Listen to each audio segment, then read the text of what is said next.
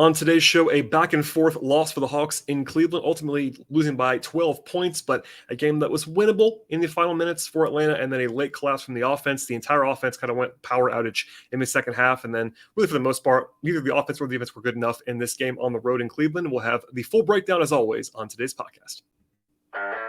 You are Locked On Hawks, your daily Atlanta Hawks podcast, part of the Locked On Podcast Network. Your team every day.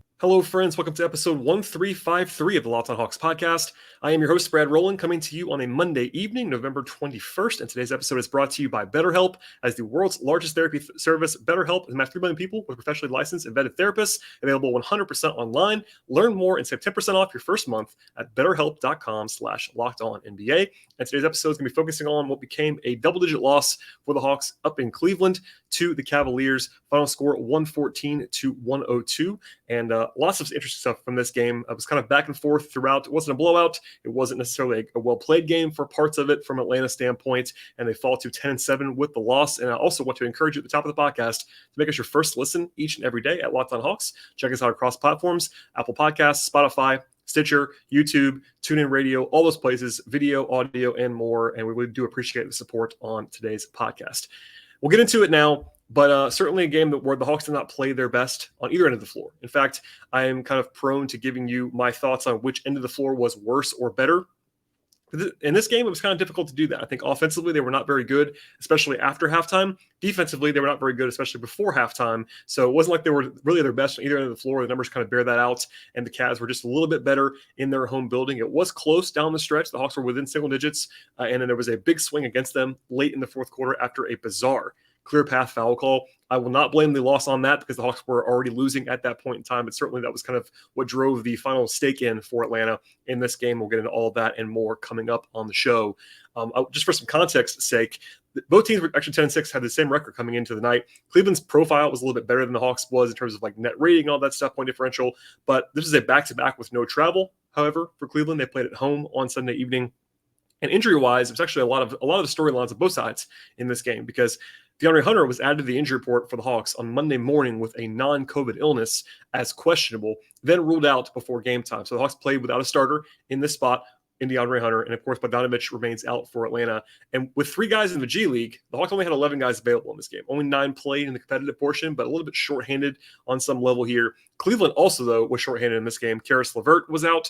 Dean Wade was out. And while Dean Wade's not exactly a prominent player, he's probably been their best small forward this year. That was probably their 2 best actual wing-size players were out for Cleveland in this game. Kevin Love was questionable for the Cavs, ended up playing in this game as well. But the Hawks were 2.5-point underdogs, according to our friends at BetOnline. In the morning, it became 3.5 once Hunter was ruled out. So they basically gave you about an extra point with Hunter. I think that's probably appropriate at this point in time, given what the Hawks have behind him. And that's definitely part of the story of this game was the Hawks kind of having to play without Hunter and navigate those minutes. The Hawks did end up starting AJ Griffin in this game, his first career NBA start. Congratulations to AJ on that momentous occasion. I was curious on whether they would actually do that or maybe just start Justin Holiday as a plug and play. Obviously, there are plenty of reasons to start AJ. Number 1, to play him more minutes. Number 2, he's been playing very well recently. The talent is what it is. But it also is a tough matchup for him on paper, especially on defense. And as a spoiler alert, I thought AJ struggled pretty badly defensively in this game.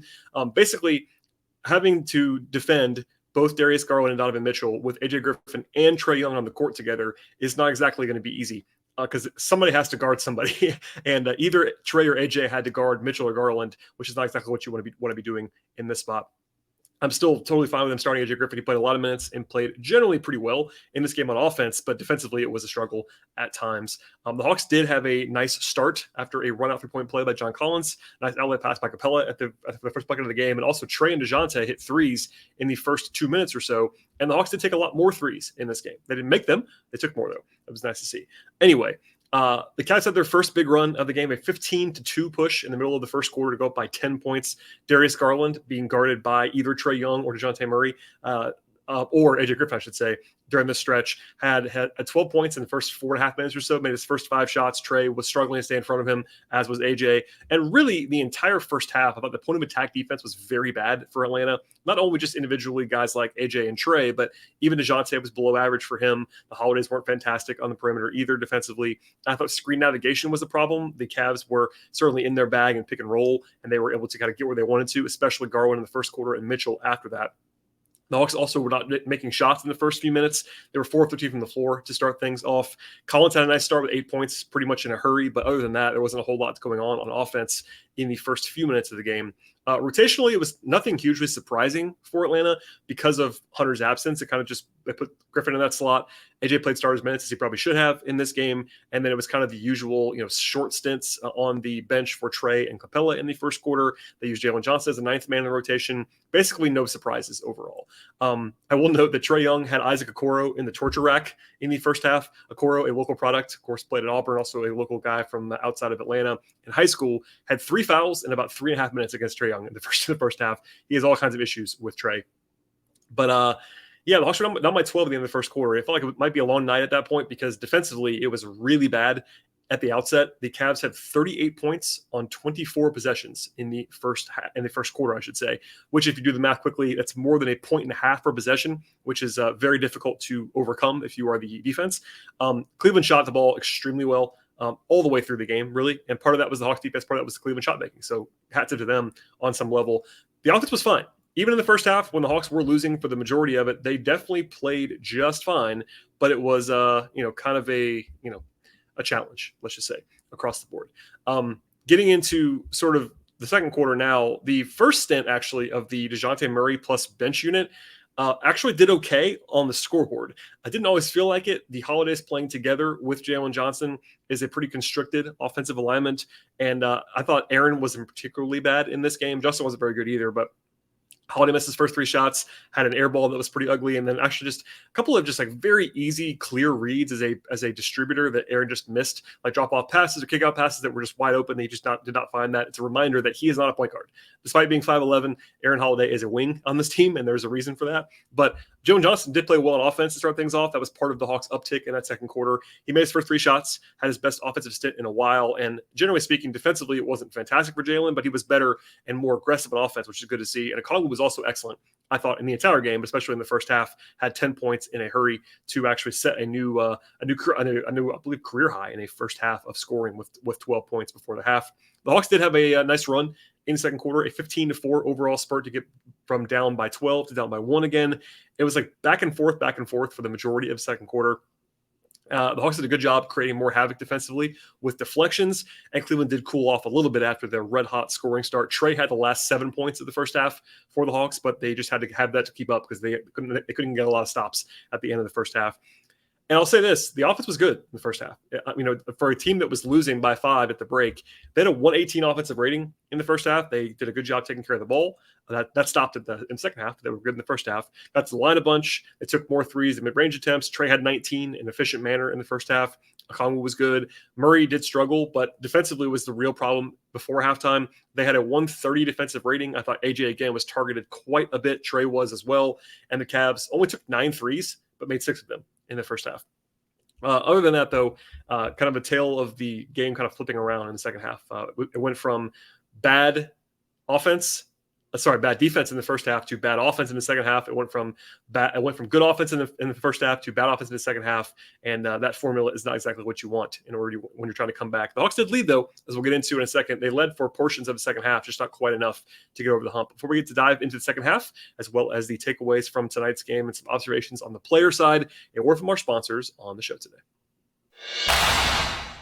Today's show is brought to you by Turo, and Turo is the world's largest car-sharing marketplace. With Turo, you can book any car you want, wherever you want it, from a community of local hosts. Browse a huge selection of vehicles for just about any occasion or budget across the U.S., the UK, Canada, and coming soon to Australia. Book a spacious SUV or minivan for a family road trip, or get a classic or luxury car for a special event, birthday, or a holiday. And find affordable economy cars if you're on a budget and just want to get from point A to point B. Test drive that new electric vehicle you have your eye on as well. See how it fits in your everyday life. And many Turo hosts can even deliver the car right to you. Every trip is backed by liability insurance. Term, conditions, and exclusions apply. Forget boring rental cars and find your drive at Turo.com. Diving now to the third quarter, and the best stretch of the night happened early in the third for Atlanta. A 12-2 run to begin the second half. Took the lead at that point in time. The Hawks made their first 5 shots. Cleveland had 3 turnovers in a hurry offensively. Threes by John Collins, AJ Griffin, plus a nice turnaround by AJ as well. The Hawks had more threes, and by more of those, I mean, they had 8 threes in the first 26 minutes. That's more than they had in any of the 3 previous full games, which is obviously a pretty bad number across the board. But they had their first lead since the first minute and a half of the game, and they played well in the early portion of the third quarter on offense. They had a lot more juice. Unfortunately, it evaporated from there. The usual rotation stuff in the second half. There's nothing really to add on to there. Cleveland, though, did stabilize after that barrage from the Hawks. I thought the Hawks settled a few times in the third quarter. Trae did not have the same level of juice in the second quarter, in the second half, I should say, as he did in the first half. Murray, kind of similarly, he did not play well the entire way. Trae had at least a couple of times where I kind of flagged it as pretty bad, settle, kind of forced jump shots. He did have one nice split of a double team trap, ended up making a floater over Jared Allen, but there were few and far between highlights offensively for the rest of the second half after that opening barrage. They were down by 5 late in the third and down by 3 at the end of the third. They won the quarter, but it was a grind. The Hawks shot 35% in the third quarter. Trae was 1 of 7 from the floor, but Cleveland had 8 turnovers in the third quarter by themselves, so that was kind of why. But a total of 23 to 21 in the quarter kind of tells you at least a pretty accurate picture of how ugly and slog-like that third quarter actually was. And then it continued in the fourth, unfortunately, for the Hawks. So offensively, Atlanta had 5 points in the first 4.5 minutes of the fourth quarter. They missed 4 of their first 5 shots. They had 2 turnovers. The Cavs were hot at that point, and the lead ballooned up to 11 with about 9 minutes to go. Now, Dejounte had his best stretch of the game. After that, he had 4 quick points, got to the line once, made a floater. Trae had a nice floater as well, get it back within 6. But the Hawks never got it below 6 from that point forward. There was a timeout with about 5 minutes to go, and the Hawks down by 8. And I kind of just wanted to circle that as sort of the crunch time portion of the night. They have stars on the floor, as they should have, with Griffin, of course, out there at the 3, Capella back in. And the Hawks did, again, kind of go back and forth. The Hawks had back-to-back turnovers at one point, but they finally got 2 stops in a row. And Trae got a layup with 2:40 to go to get the lead back down to 6. So basically, they won that 2-minute stretch by 2 points. It cut the lead down from 8 down to 6. But then is when the game kind of flipped. Jared Allen missed a bunny with Cleveland up by 6. So the Hawks had the ball down 6 and in decent shape to kind of make their final run. Dejounte, though, turned the ball over, and that led to a run out by the Cavs and free throws that seemed to be pretty harmless. John Collins, I thought actually on replay, I wasn't even sure he committed a foul at all, but it was a pretty normal play, like a stopping the fast break kind of play at the rim, going up, contesting the shot, doing what you should do in that situation. But it was reviewed as a clear path foul. And it felt like an absurd review in the moment. I was talking to Glenn Wilson about this offline. It just didn't feel like a worthy review. And I thought there was no chance it was actually going to be upheld as a clear path foul, but it was. So McMillan was visibly irate, as was John Collins and others. I'm not sure it was a foul at all, much less a clear path foul. I have never seen, in watching a lot of NBA basketball, a clear path foul call in that way, where it was literally at the rim in a one-on-one fast break setting when a guy tried to contest a shot at the rim. I guess the clinical definition was that Collins was never out in front of him, so he was actually coming from behind, but it was a normal chase down block scenario. So with this ruling, I'm actually now wondering is every single chase down block a clear path foul if they don't execute it very well? It was bizarre. Anyway, people were asking me if that lost the Hawks the game. I will just say the Hawks were down 7. Sorry, the Hawks were down 6 at that point in time, and Cleveland was on a fast break. So the Hawks were probably going to lose. But the way that all went down, it went from probably going to lose to definitely going to lose in a hurry because, again, clear path foul is two shots on the ball. Osman makes both for the Cavs to go up by 8 points. They get the ball back, and then Cleveland hits a 3 on the next possession. So it's a 5-point possession. It went from a potential stop, because I'm not even sure, again, that it was a foul. If that was a clean play by Collins, the Hawks have the ball down 6. Instead, 5 points for the Cavs. It's 11 with 2 minutes to go. And then after that, they went empty on offense. Mitchell hits a floater, and it's basically over with the Hawks down by 13 points and 2 minutes to go. So that's when the game ended. Again, the Hawks didn't lose the game based on that call, but it was a bizarre one. I would love to hear an explanation for that from the officials. But, anyway, that's kind of the explanation for the end of the game. And the Hawks, it was actually pure garbage time for the last minute and a half. It was Frank Kaminsky and Vit Krejci coming in for the final 90 seconds or so for the Hawks to ultimately lose by 12 points after hitting a late 3 by Griffin to get up above 100. So again, it was a two-way loss for Atlanta. Offensively, a 103 offensive rating is very poor for this team. They did not shoot the ball or score at a high level in the second half. 43 points after halftime. They shot 38.6% from the floor in the second half. That is very much not good. And they also had, I believe it was 11 turnovers in the second half, either 10 or 11. So that was way too many for the game and for that half in general. They didn't shoot it terribly in the game on the whole, but not great either. And this is a theme almost every night right now, which is kind of crazy. But the Hawks were 32.8% from outside of 4 feet, according to our friends cleaning the glass. So basically anything that was not a layup or a dunk or a rim attempt was really bad for the Hawks once again. They were 11-5, 35 from 3. Good volume, but cooled off quite a bit there after their pretty hot start from 3. And the Hawks also are not going to be able to overcome a lot of nights when they have 17 turnovers in offense. So the Hawks are number 1 in the league in turnover avoidance. They average about 12 per game. 17 is not like a complete disaster for most teams, but for the Hawks, that's a lot of turnovers. And they won the glass, but that was not enough to overcome poor shooting and poor ball security. The Hawks cannot afford that combination on most nights. Defensively, they allowed a 116 defensive rating. That is not a disastrous number, but and it was better after the first quarter, but certainly not their best effort. The Cavs did shoot the ball very well. They have a lot of good shot makers on this roster. Garland and Mitchell had 55 points combined on pretty good efficiency, and their supporting pieces. Cedi Osman had a great game for Cleveland, and you kind of have to live with that because he's not exactly the most prolific guy in the world on offense, but the Hawks did force 20 turnovers and didn't win. That's a pretty shocking development. They had 11 steals as well. That just wasn't enough to overcome the hot shooting from Cleveland. They did a great job on the defensive glass the entire game, no matter who's on the floor. Usually it's Capella, but it was really everybody, Okongwu included, that did a good job on the glass in this game. And they did a good job preventing free throw attempts. But with the Cavs making all those shots, not even all the peripheral help could overcome that. So the Hawks now alternated wins and losses in 8 straight games. They have gone win-loss, win-loss, win-loss, win-loss, and are 4-4 in the last 8 after opening up with that 6-3 record. So they're hanging around, not a disaster at all at 10-7. But with this loss, I have not seen the updated version just yet. The Hawks are hovering around, I believe. Yeah, they're actually into the negative now at point differential. So they're 10-7 on the season, but they have been outscored through 17 games. That's not exactly the best scenario. Now, the schedule's been pretty difficult after the first 5 games when the Hawks were 4-1. And they've had a couple of blowout losses that kind of swing things. But generally speaking, through 17 games, which is about 20% of the season, a little bit more than 20% of the season, you don't want to be outscored. So not the best sign there, but there's still time. Bogdanovich will help things. Hunter being out in this game did hurt them quite a bit. And we'll get into all the individual breakdown stuff in a second. But overall, not a loss that I would say should inspire a lot of panic. Cleveland is a good team. The Hawks were underdogs in this game for a reason on the road, but they still could have played better, should have played better, and probably would like to have stolen this one with the way that Cleveland had some other issues on their own in this game. All right, we'll have more on this contest with some individual breakdowns in a moment, but first, a word from our sponsors on the show today.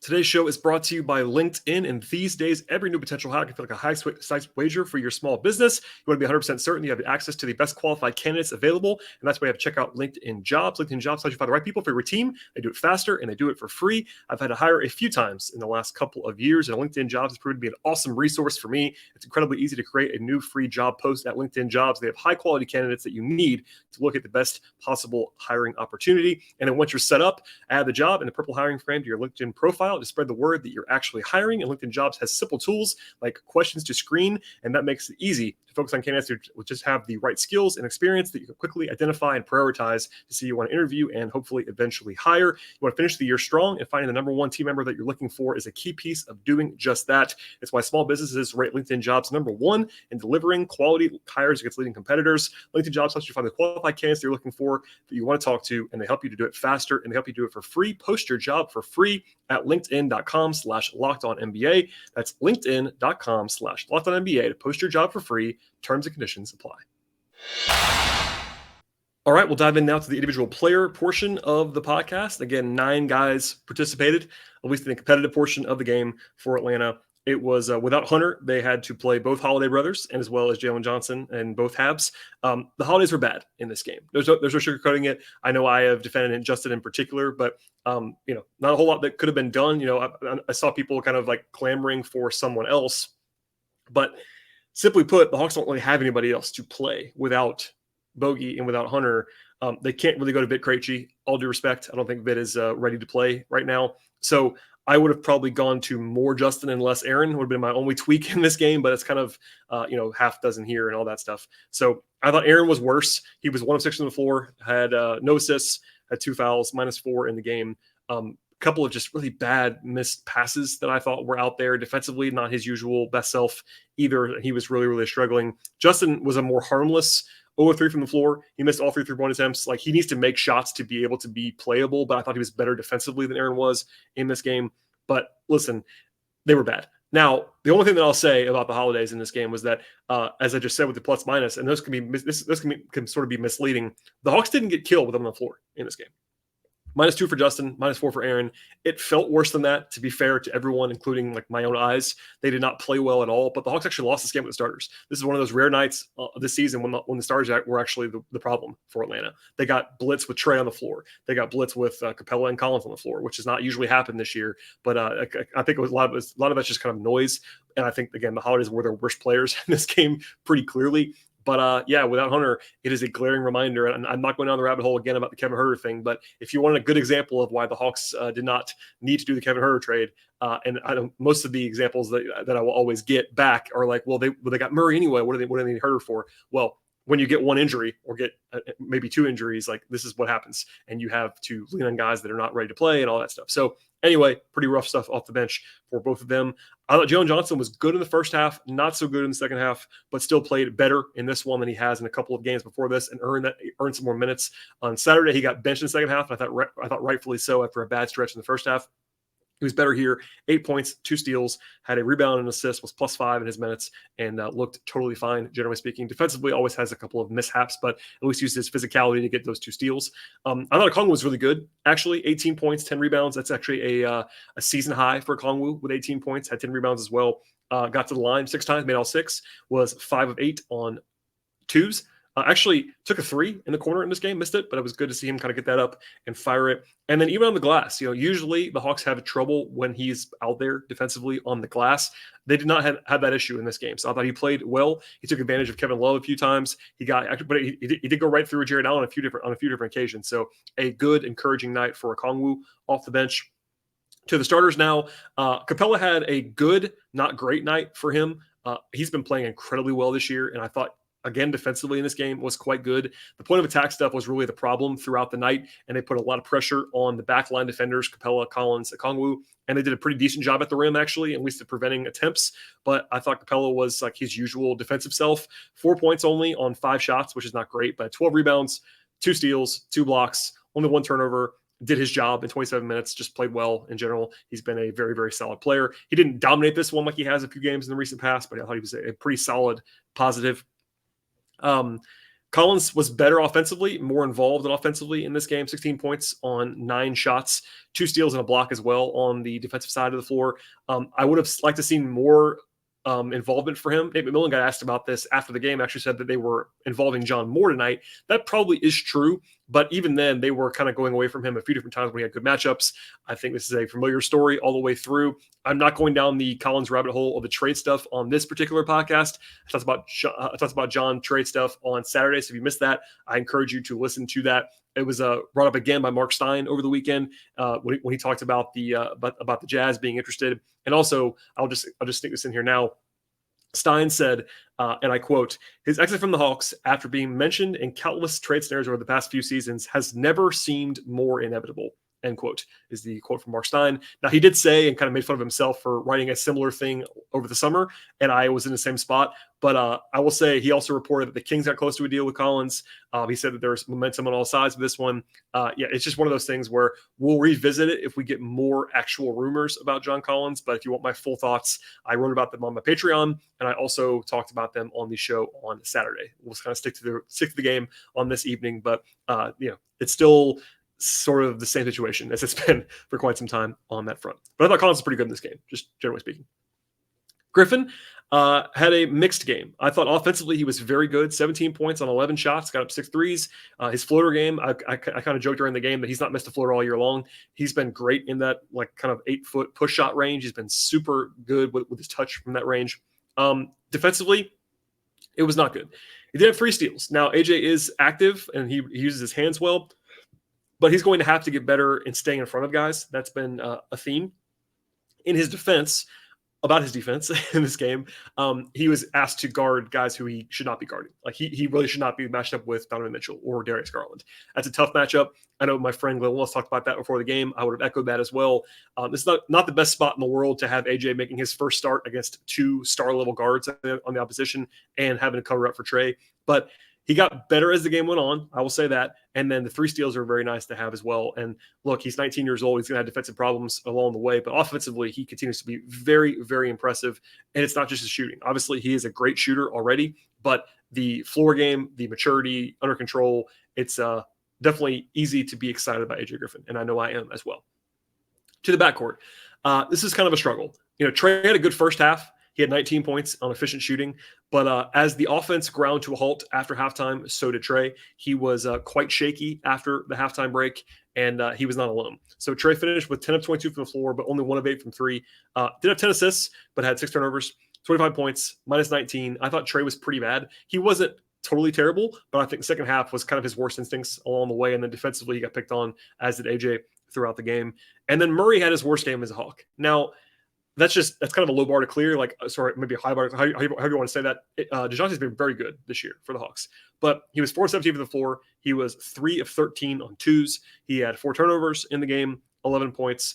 Defensively wasn't absolutely his best. He wasn't terrible, but he wasn't necessarily wrecking the game like he often does on defense. So Murray will have better nights. He missed a bunch of shots that he sometimes makes from the mid-range, from the floater range. So no reason to panic, but he was kind of maybe due for one of these, and he had a bad one at kind of a bad time. If he had played an average Murray game, this would have been a very competitive game down the stretch. And because he didn't, and it's not just a one-man thing. Again, Trae was very bad in the second half, I thought, by his standards. And there were other issues as well. But I thought Murray did not play well. And I'm sure he would tell you the same thing if you asked him at this point. So with all that said, the Hawks lose this one by 12. It was not a disaster. It was not a great performance by any means. And amid all the trade stuff, amid all of the noise, they're still 10-7. They're in totally fine shape. They're off for travel on Tuesday, and then a pretty interesting situation on Wednesday. Kevin Huerter returns to Atlanta for the first time in an opposing uniform. I'm sure he'll get the tribute video and the attention that he is probably due on Wednesday as the Kings come to town. It is the second night of a back-to-back for Sacramento, which is probably a good sign for Atlanta. They'll be a little bit of they'll be the less tired team. The Kings play on Tuesday in Memphis, so a tough game for them, and then they have to travel to Atlanta, so an advantage there for sure. But Sacramento has been rolling right now. In fact, the Kings, I believe, are on a 6-game winning streak. Yes, they are. They have won 6 games in a row. They lead the NBA in scoring. They're number 2 in the league in offensive efficiency. Huerter is individually batting it up. De'Aaron Fox is playing very well this season. So this is not exactly a walkover game. There are some built-in advantages from home court and rest, but the Kings will score on you. Now, they'll also give up points. They're still a bad defensive team. They're actually the bottom 5 this year on defense, despite being 9-6. But that's a real challenge on a Wednesday before Thanksgiving. And I'm sure guys will have their minds elsewhere before Thanksgiving in some ways. It's one of those tests for a team that has some veterans on it to be focused ahead of the holiday. And then they go on the road after that. So definitely an interesting one that we'll get into. Normally, I probably have a podcast in between games, but because of the holiday, I'm trying to take at least 1 day or 2 off this week. So I will have probably nothing between now and the game on Wednesday, and then nothing between the game on Wednesday and Friday. But I will have post-game episodes, as I pretty much always do, on Wednesday and on Friday. If you want some more live stuff from me, I have started a Patreon, which I have linked on my Twitter. It's patreon.com/BTRowland for some written content as well. So I'm kind of ratcheting things up a little bit across the board here, but I definitely encourage you to subscribe to this podcast. Follow us on Twitter at Locked On Hawks. Follow me on Twitter at BT Rowland, Apple Podcasts, Spotify, Stitcher, all those fun places. I really do appreciate all of the support. Enjoy your Thanksgiving week, and I'll be back after the game on Wednesday night.